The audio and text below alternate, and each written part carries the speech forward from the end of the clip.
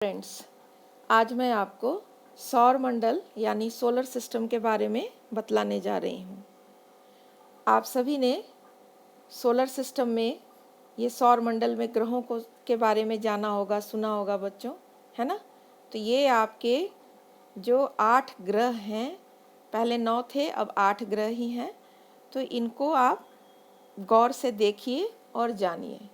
तो सबसे पहले हम सभी जानते हैं कि सारे जो ग्रह हैं वो सूर्य की परिक्रमा करते हैं, है ना।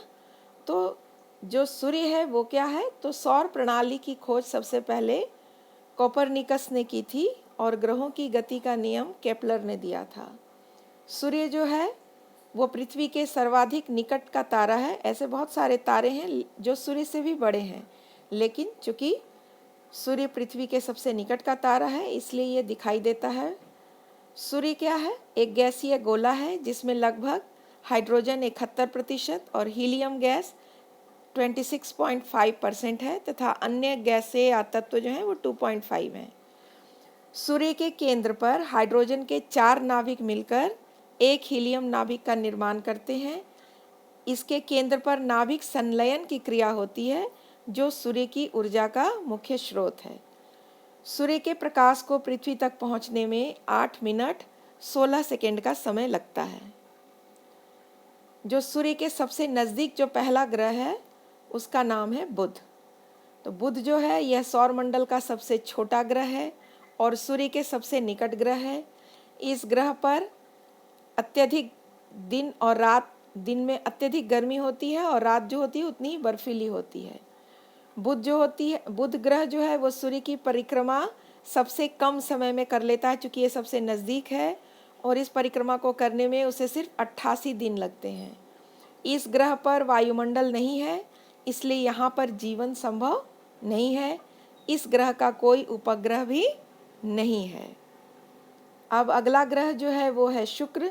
यह पृथ्वी के सबसे निकट का ग्रह है, पूरे सौर मंडल का सबसे चमकीला ग्रह है, लेकिन यह भी सबसे गर्म ग्रह है और यह सूर्य की परिक्रमा जो है वो पूरब से पश्चिम की ओर करता है। चूँकि यह ग्रह बहुत गर्म है इसलिए यहाँ भी जीवन नहीं है। इसके बाद जो बिल्कुल शुक्र की तरह ही एक दूसरा ग्रह आता है, नीला ग्रह, जिसे हम पृथ्वी कहते हैं, जहाँ पर जीवन है। यही एक ग्रह है जहाँ पर जीवन पाया जाता है। पृथ्वी जो है इसका विषुवत व्यास और ध्रुवीय व्यास के बीच लगभग 43 किलोमीटर का अंतर आता है। आप देख लीजिए, यहाँ से यहाँ के बीच में लगभग 43 किलोमीटर का अंतर है और पृथ्वी अपने अक्ष पर 23.5 डिग्री से झुकी हुई है और यह अपने अक्ष पर पश्चिम से पूरब की ओर 27 किलोमीटर प्रति मिनट की गति से घूमती है और यह चक्कर लगाने में 23 घंटे 56 मिनट और 4 सेकंड में यह चक्कर पूरा करती है। पृथ्वी को सूर्य की परिक्रमा करने में पूरे 365 दिन 5 घंटे और 48 मिनट और 46 सेकंड लगते हैं। अगर इनको हम जोड़ देंगे तो 365 दिन जो है उसका 6 घंटे जोड़ लेंगे तो क्या होगा, लीप ईयर में कितने हो जाएंगे, 366 दिन।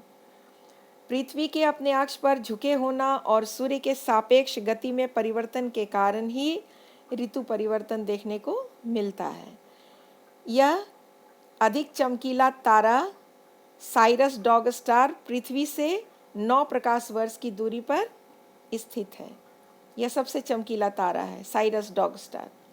और सूर्य से जो पृथ्वी है वो लगभग आपको अधिकतम दूरी कितनी है, 15.21 करोड़ किलोमीटर जब 4 जुलाई को हम देखेंगे तब, और न्यूनतम दूरी 3 जनवरी को कितनी होती है, 14.70 करोड़ किलोमीटर। चूँकि पृथ्वी जो है अंडाकार पथ पर सूर्य की परिक्रमा करती है, जिसके कारण सूर्य से इसकी दूरी बदलती रहती है और पृथ्वी और सूर्य के बीच की औसत दूरी जो हम निकालते हैं उसी को हम खगोलीय एकक भी कहते हैं। अब इसके बाद जो अगला ग्रह है वो है मंगल, जिसे हम मार्स भी कहते हैं। यह लाल रंग का होता है, इसीलिए हम लाल ग्रह या रेड प्लैनेट भी कहते हैं। यहाँ पर सबसे ज़्यादा आयरन ऑक्साइड पाया जाता है, इस कारण ही इसका रंग लाल है। पृथ्वी के समान यह भी अपने अक्ष से 25 डिग्री के कोण पर झुका हुआ है, इसलिए इस पर भी ऋतु परिवर्तन होता है। इस ग्रह पर वायुमंडल का पतला आवरण है जिसमें नाइट्रोजन और आर्गन गैस जैसी पाई जाती हैं।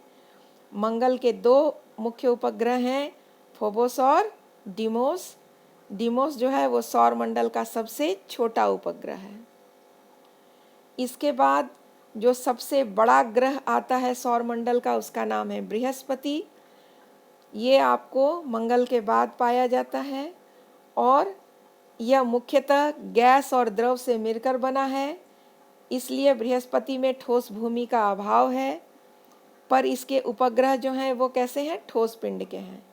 बृहस्पति के उपग्रहों की संख्या जो है वो सौरमंडल में सबसे अधिक है और इनमें गैनीपीड जो है वो सौरमंडल का सबसे बड़ा उपग्रह है। सभी ग्रहों में इसकी रोटेशन स्पीड जो है वो सबसे अधिक है, 10 घंटे, और इसको सूर्य की एक परिक्रमा करने में 12 वर्ष का समय लगता है। बृहस्पति के बाद जो अगला सबसे खूबसूरत ग्रह आता है छल्ले वाला, उसको कहते हैं शनि या सैटर्न। यह आकार में दूसरा सबसे बड़ा ग्रह है। इस ग्रह की यह विशेषता है कि इसके चारों ओर प्रकाश की कुंडली है जिसे वलय कहा जाता है और इन वलयों की संख्या 7 है और इसकी खोज गैलीलियो द्वारा की गई थी। शनि ग्रह का सबसे बड़ा उपग्रह का नाम है टाइटन, जो सौरमंडल का दूसरा सबसे बड़ा उपग्रह है। शनि के बाद आता है वरुण। चूँकि अरुण जो है वो अब हटा दिया गया है तो वरुण आता है। वरुण जो है यह हरे रंग का होता है और यह सूर्य से सबसे अधिक दूरी पर स्थित ग्रह है। यहाँ पर मीथेन गैस की अधिकता के कारण ही यह ग्रह जो है वो हरे रंग का प्रकाश देता है। और अरुण जो है यूरेनस, यह सौरमंडल का तीसरा सबसे बड़ा ग्रह था, अब है नहीं। इसका परिक्रमण जो है वो शुक्र के ही समान होता है। यह भी अपनी धुरी पर सूर्य की तरह ही झुका हुआ है, इसलिए ये लेटा हुआ दिखाई देता है, इसलिए इसे हम लेटा हुआ ग्रह भी पहले कहते थे। और इसमें वायुमंडल में भी मीथेन की अधिकता पाई जाती है। लेकिन अगस्त 2006 में इंटरनेशनल एस्ट्रोनॉमिकल यूनियन IAU ने बौने ग्रह के रूप में प्लूटो की स्थिति को घटा दिया, इसलिए प्लूटो अब सौरमंडल का सदस्य नहीं है। तो आज हम लोगों ने सौरमंडल का पढ़ा, सारे ग्रहों के बारे में पढ़ा।